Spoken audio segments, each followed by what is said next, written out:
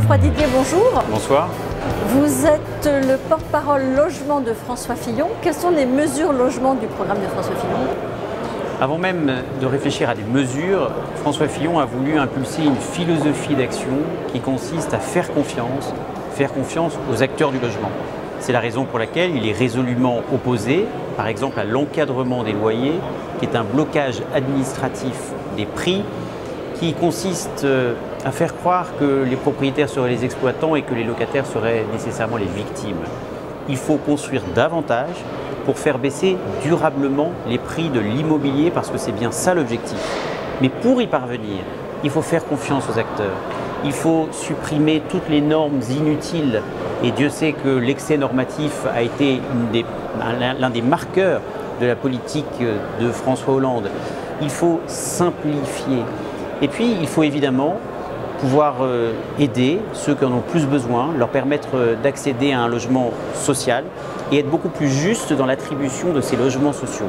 Je souhaite aussi, autour de François Fillon, que les maires puissent mieux maîtriser le peuplement, c'est-à-dire les attributions de ces logements sociaux, parce que les maires sont les mieux à même de connaître les préoccupations, les besoins, les exigences territoriales, parce qu'ils bénéficient de la légitimité populaire.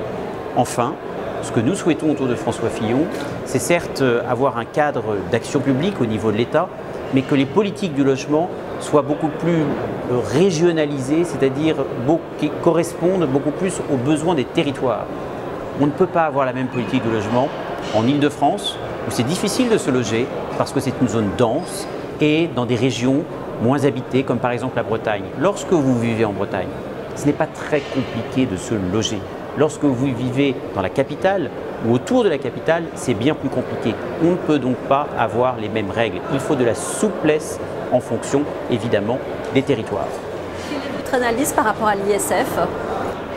L'ISF, la volonté de François Fillon est de supprimer l'ISF pour une raison simple, c'est que c'est un impôt anti-économique. C'est un impôt qui a démontré toute son inutilité économique. Donc, je veux bien que certains candidats, et je l'ai même vu avec le candidat Emmanuel Macron, nous disent qu'en réalité il faudrait conserver l'ISF pour la partie immobilière. Eh bien nous pensons le contraire. Nous pensons qu'il faut une flat tax sur l'imposition du capital, mais qu'il ne faut pas adresser un signal de défiance à l'égard de ceux qui investissent dans l'immobilier, parce que, comme le dit souvent le dicton populaire, et qui je crois est très juste, quand le logement va, tout va. Il faut préserver justement cette initiative privée, cette possibilité de l'investissement locatif, et ne pas chercher à fiscaliser de manière excessive l'immobilier. Il faut précisément encourager l'investissement, notamment locatif. En matière de fiscalité, pour ce qui concerne l'imposition sur les plus-values, vous en êtes où? Alors, le délai d'exonération des plus-values immobilières que nous proposons autour de François Fillon est de 15 ans, parce que nous estimons que c'est équilibré. L'UNIS propose par exemple 12 ans, mais nous estimons que 15 ans est une solution équilibrée, parce que ce que nous voulons aussi autour de François Fillon, c'est une constance fiscale, une stabilité fiscale. Les Français, qu'ils soient investisseurs, qu'ils soient des entreprises ou tout simplement des ménages, n'en peuvent plus, parce qu'elles ne savent jamais à quelle sauce fiscale elles vont être mangées. Donc certes, il faut évidemment baisser les impôts, mais il faut aussi surtout de la stabilité fiscale, de la constance, afin d'offrir une plus grande prévisibilité à ceux qui souhaitent investir dans notre pays. Pour terminer, qu'est-ce que vous attendez des professionnels de l'immobilier aujourd'hui? Nous attendons que les professionnels de l'immobilier comprennent que l'acteur public que nous aspirons à être n'est pas là pour les plomber, pour leur compliquer la vie, mais pour leur faciliter la vie. Je me souviens que lorsque j'étais gamin, François Mitterrand disait qu'il voulait changer la vie.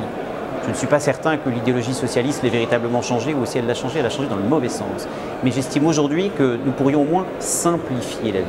Le rôle d'un responsable politique, c'est d'être un facilitateur, et dans une politique comme celle du logement, où le degré de confiance, l'aspect psychologique est très important, nous devons adresser un signal de confiance et ne surtout pas verser dans l'idéologie.